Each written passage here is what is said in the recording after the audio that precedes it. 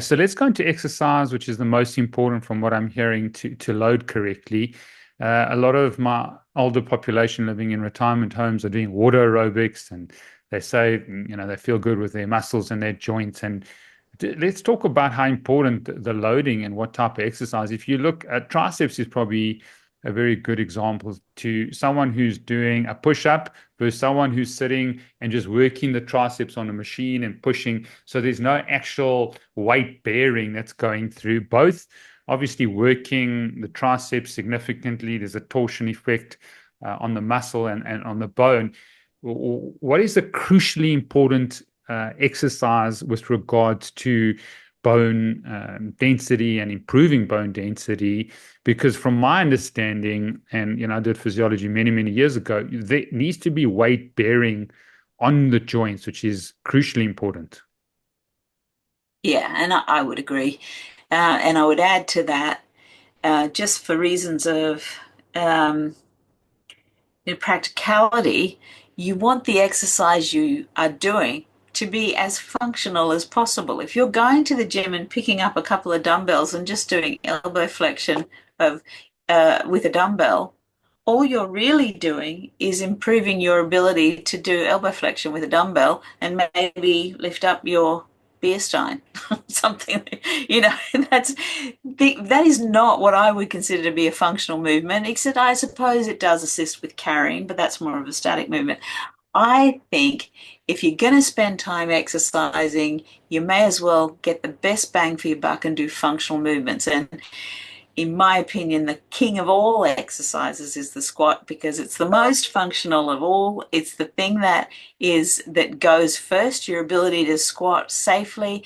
It's one of the biggest causes of falls. People fall as they're going to sit down on the toilet, and oftentimes they fall onto a hard tile floor or just getting onto a chair, maybe a low set chair, a lounge chair or something, and getting out of that chair, getting in and out of cars. We sit and stand so many times during the day. It's good if you can do it safely. If you're one of those people who has to, in order to sit down, hold on to something to lower yourself, then you are not strong enough for life.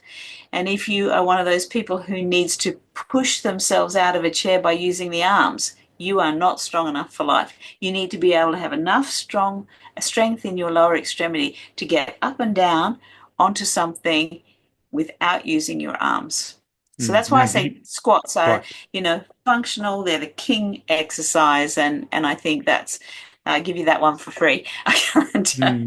But you can't, you So can't, you can't do it. And we'll just talk about. I know that we spoke about your program, but you can't just do air squats. You need weights. You need to be carrying weights and pushing through in terms of, or can you just do high repetitions, and that's going to be enough torsion or tension on the bone?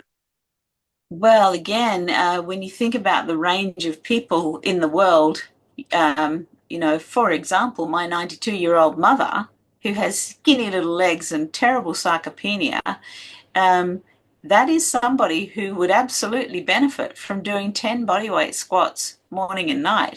Because it's more than she's currently doing. However, if you're, like me, I can easily sit down and get up out of a chair not using my arms. If I want to improve that strength, then I absolutely are going to have to get some load on that.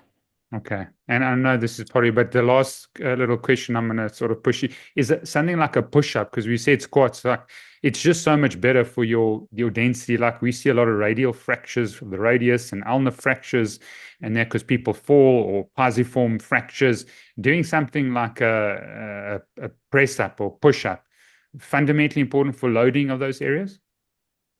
Yeah, that's probably quite a good exercise. It's not on your feet though. I've got a real bee in my bonnet about getting people on their feet, always exercising on their feet. The one thing to remember when you are doing lifts that require you to hold on to a bar, you are actually loading your upper extremity, and just the process of gripping is working your forearm. So that is beneficial. But I would agree with you. I would definitely say a press up, just doing a push up is going to be better for you than just doing an isolated sort of Mm. triceps, elbow extension.